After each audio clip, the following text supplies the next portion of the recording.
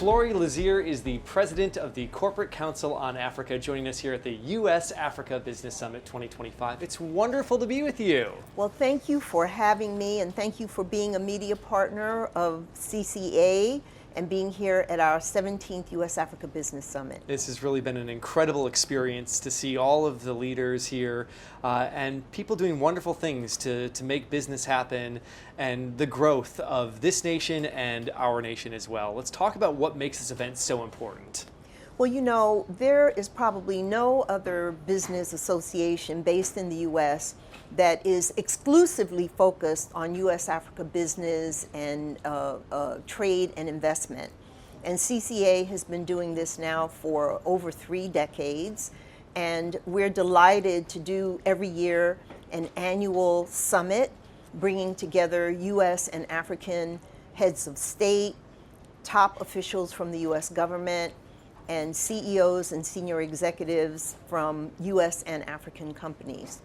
And this year, we have hosted more than 8 African heads of state, 4 prime ministers, ministers actually of health and ICT and trade from across the continent. I think we had more than 20 countries that had ministers here as well.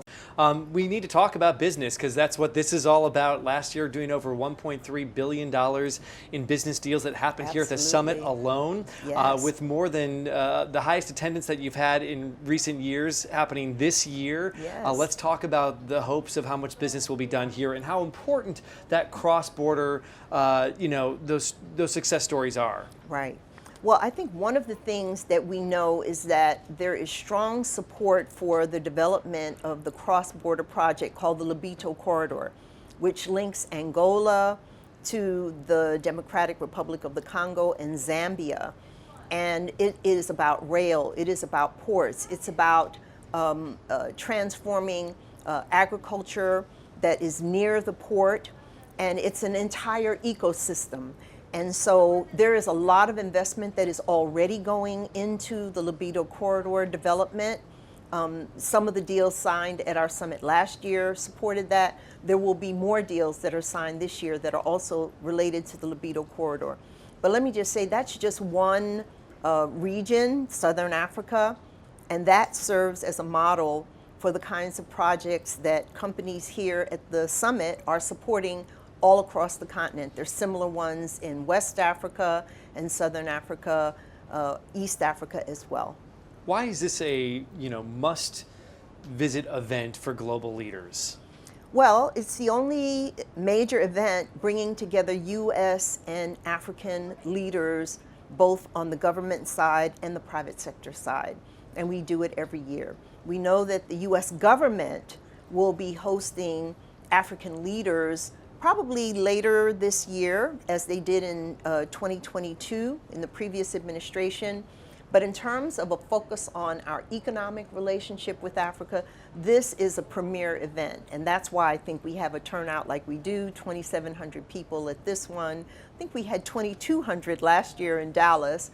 But again, it's a great opportunity to focus on the economic relationship of the United States with the nations of Africa, and we see it as mutually beneficial. It benefits our country and theirs, it benefits their companies and ours, it benefits their people as well as ours. 3 decades of helping business growth.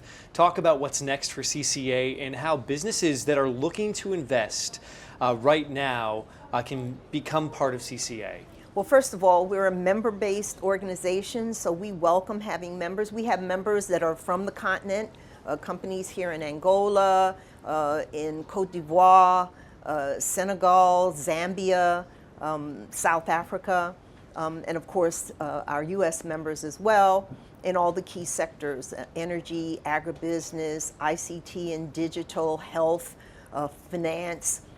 They're all members of CCA and account for a huge portion of U.S. investment into Africa.